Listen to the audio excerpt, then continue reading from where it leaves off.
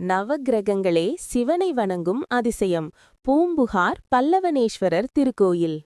வாழ்க்கையில் கிரகதோஷங்களால் கவலைப்படுபவரா நீங்கள்? இதோ ஒரு அற்புதமான ஆன்மீக தகவல்.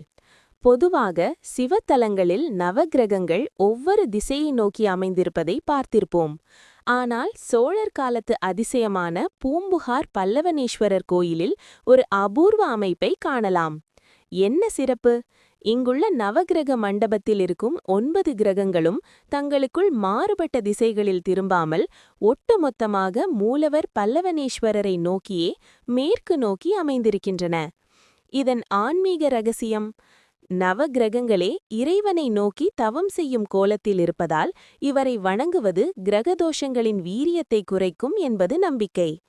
பட்டினத்தார் அவதரித்த இந்த புண்ணிய பூமியில் ஈசனே முதன்மையானவர் என்பதை உணர்த்தும் விதமாக இந்த அமைப்பு உள்ளது.